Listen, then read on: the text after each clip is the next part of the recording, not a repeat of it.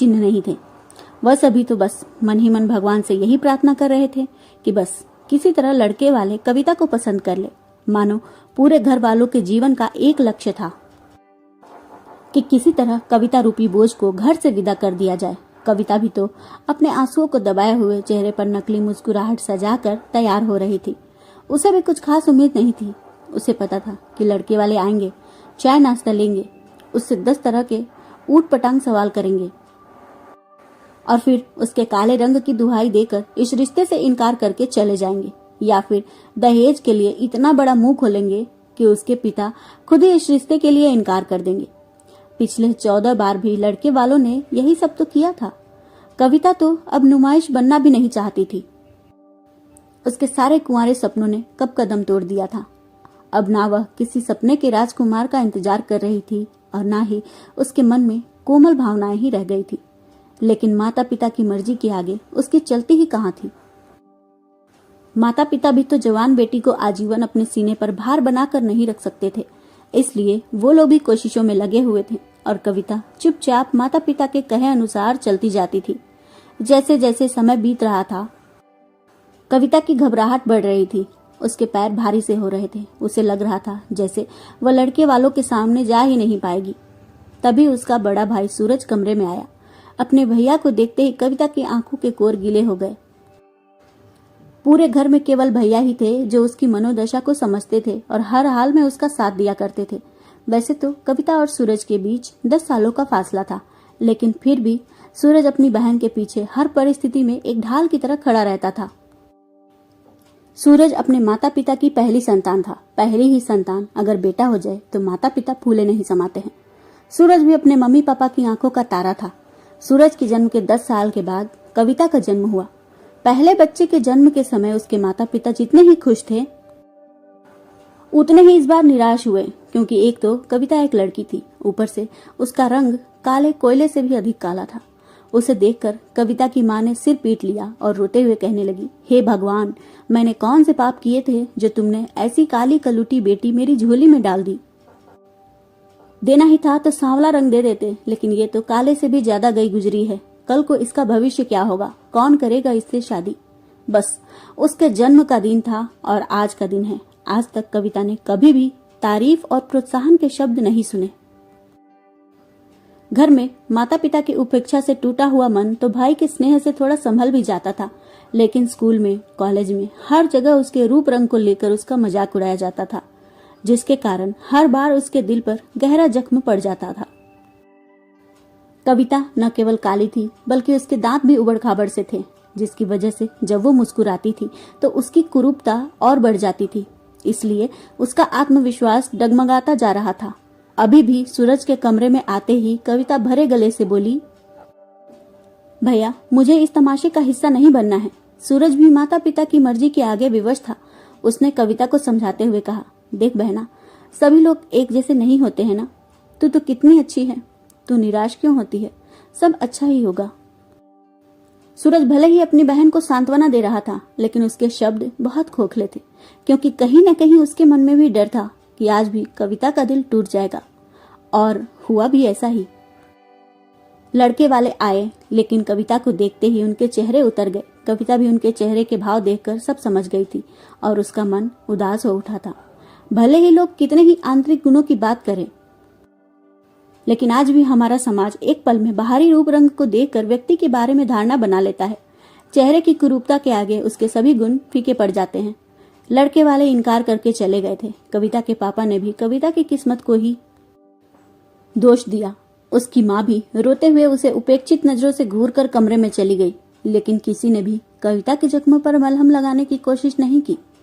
कविता अपने कमरे में जाकर बिस्तर पर कटे हुए वृक्ष की भांति औंधे मुंह गिर गई और फूट फूट कर रोने लगी। सूरज उसे हिम्मत देने के लिए पीछे पीछे उसके पास आया, लेकिन आज कविता की स्थिति देखकर वह दहल गया था और सोचने लगा था कि यदि जल्दी कुछ न किया गया तो कहीं कविता का अंजाम भी रज्जो बुआ की तरह न हो जाए। आज पता नहीं क्यों कविता के करुण रुदन में उसे रज्जो बुआ की सिसकियां सुनाई दे रही थी। सूरज कविता के बालों को सहलाते हुए उसे चुप कराने की कोशिश कर रहा था, लेकिन उसका दिमाग अतीत के गलियारों में भटकने लगा। जब सूरज 12 वर्ष का था तब एक दिन घर में खबर आई कि रज्जो बुआ ने अपने ससुराल में आत्महत्या कर ली है। इस खबर से सभी सन्न रह गए थे, लेकिन किसी ने भी इस घटना से कोई सीख नहीं ली थी। रज्जो बुआ भी ऐसे ही सांवली थी और खूबसूरत नहीं थी। उनके माता पिता ने ज्यादा दहेज देकर किसी तरह उनका विवाह तो करवा दिया था, लेकिन ससुराल वाले हमेशा उनके रंग रूप को लेकर उन्हें ताने मारते रहते थे। रज्जो बुआ सबका दिल जीतने के लिए अथक प्रयास करती थी। उनके बनाए भोजन में बड़ा स्वाद था। वो सभी का मनपसंद खाना बनाती थी। थके होने के बावजूद सास ससुर की खूब सेवा करती थी। ताने सुनकर भी सभी से मीठा व्यवहार करती थी। लेकिन इतना सब करने के बाद भी उन्होंने न कभी अपने किए कार्यों की तारीफ पाई और ना ही उन्हें सम्मान मिला। अपने ससुराल वालों और पति के ताने सुन सुनकर वह पहले से ही टूट गई थी। लेकिन जब उन्हें पता चला कि उनके पति का किसी खूबसूरत युवती से अफेयर चल रहा है, तब ये उनसे सहन नहीं हुआ। उन्होंने अपने माता पिता से अपना दुख बताया, लेकिन उनसे भी उन्हें संवेदना शून्य सा उत्तर मिला कि हमने बड़ी मुश्किल से तुम्हारा घर बसाया है, अब चाहे जो है जैसा भी है निभाना तो तुम्हें पड़ेगा ही। बस उस दिन के बाद से रज्जो बुआ खामोश हो गई थी और उसके बाद उन्होंने अपने जीवन का ही अंत कर लिया। उस समय सूरज की बहन कविता मात्र 2 वर्ष की ही थी। उस दिन सूरज अपनी बहन को बाहों में लपेटकर बहुत देर तक रोया था और वह डर गया था कि कहीं आगे चलकर कविता के साथ भी कुछ अनहोनी ना हो जाए। और उस दिन के बाद से वह कविता को लेकर बहुत सतर्क हो गया था। वो ज्यादा से ज्यादा समय बहन के साथ बिताता था, उसे अच्छी बातें सिखाता था, उसमें आत्मबल का संचार करता था। उसकी कोशिशों के कारण ही कविता पढ़ाई लिखाई में अव्वल थी। इसके साथ ही वो पेंटिंग भी बहुत सुंदर बनाया करती थी।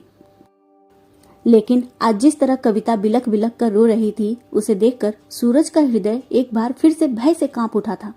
उसने बार बार अपने माता पिता को समझाने की कोशिश की थी कि कविता का रंग उज्जवल नहीं है तो क्या हुआ, वह कितनी गुणी है। बच्चों को माता पिता से क्या चाहिए होता है, केवल प्यार और सम्मान। लेकिन उसके माता पिता तो कविता को देखते ही घृणा से मुंह फेर लेते थे। आज सूरज ने तय कर लिया था कि वह कविता के साथ और गलत नहीं होने देगा। उसने कविता के आंसू पोंछे और भरे गले से कहने लगा कि बहना, मैं हूं ना, तू रो मत। आज के बाद से यह तमाशा कभी नहीं होगा। जब तक कोई ऐसा लड़का नहीं मिल जाता जो तेरे रूप से आगे बढ़कर तेरे गुणों की कदर करे, तब तक कोई भी इस घर में तेरी शादी की बात नहीं करेगा और ना ही तुझे कोई ताने देगा। कविता देर तक सिसकती रही थी। सूरज ने विद्रोह का बिगुल बजाते हुए अपने मम्मी पापा से भी साफ साफ कह दिया था कि अगर आप लोगों ने कविता के साथ कुछ भी गलत करने की कोशिश की तो मैं कविता को लेकर घर छोड़कर चला जाऊंगा। हम दोनों भाई बहन अकेले रह लेंगे। नहीं चाहिए ऐसे माता पिता जो अपने ही बच्चों में भेदभाव करते हों। सूरज ने अपने ऑफिस में ही बात करके कविता को जॉब लगवा दी थी। कविता अब व्यस्त रहने लगी थी। ऑफिस में भी धीरे धीरे सभी उसके काम से प्रभावित होकर उसका सम्मान करने लगे थे। कविता का खोया हुआ आत्मविश्वास फिर से वापस आने लगा था।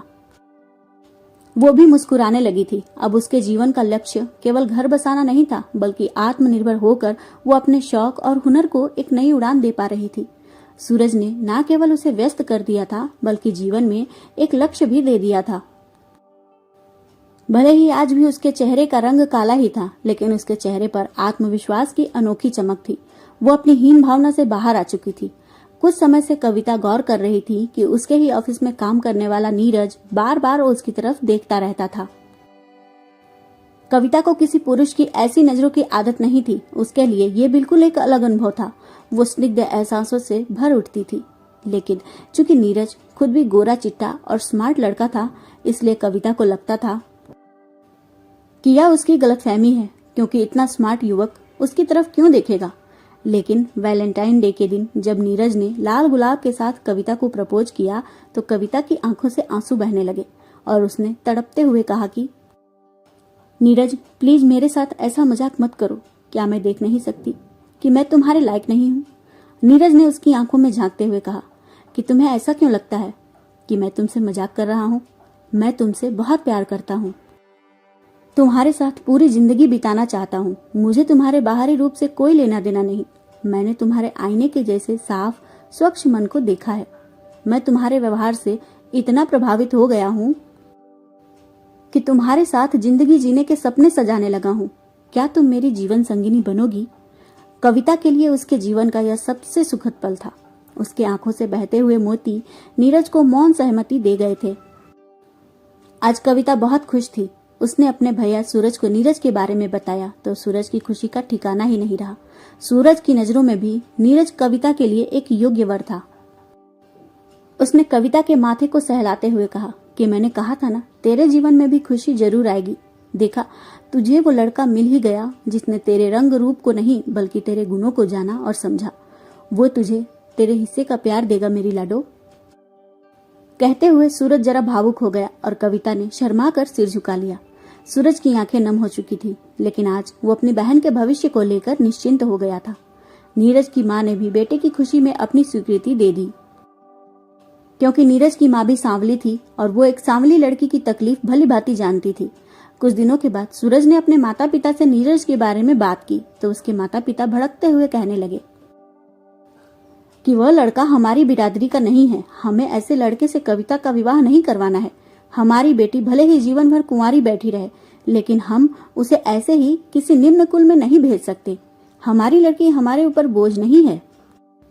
सूरज व्यंग से बोल पड़ा, जब आप लोग हाथ धोकर कविता के पीछे पड़कर बार बार उसकी नुमाइश करवा रहे थे तब वो आपको बोझ ही तो लग रही थी, और आज आप कह रहे हैं कि वह हमारे लिए बोझ नहीं है। मुझे आप लोगों से ऐसे ही जवाब की उम्मीद थी। फिर भी मैंने सोचा कि आप लोग माता पिता हैं तो आपका अधिकार बनता है कि हम आपको सारी बातें बताएं। लेकिन यदि आपका यही फैसला है तो कोई बात नहीं, लेकिन मैं अपनी बहन की शादी नीरज से ही करवाऊंगा। उसकी जाति बिरादरी से क्या करना है? वो मेरी बहन की कद्र करता है। वो मेरी बहन को जीवन भर खुश रखेगा। मेरे लिए इतना ही काफी है। देखता हूँ कि मुझे कौन रोकता है। सूरज के तर्कों के आगे उसके माता पिता चुप हो गए। कविता मम्मी पापा की बात सुनकर अपने कमरे में आंसू बहा रही थी। रात गहराने लगी थी। सूरज कुछ सोचते हुए बहन के कमरे में पहुंचा और प्यार भरी निगाहों से उसे देखते हुए बोला, मैं बहुत दिनों से ये सब देख रहा हूँ, लेकिन अब बस मैं तेरा अकेलापन दूर कर दूंगा। अब मुझे मम्मी पापा की भी परवाह नहीं। उसकी बहन ने भी एक तरह से सहमति में सिर झुका लिया था, लेकिन फिर भी वो कांपते स्वर में बोली, और समाज क्या कहेगा? सूरज ने दृढ़ स्वर में कहा, कोई समाज हमारे दर्द को कम कर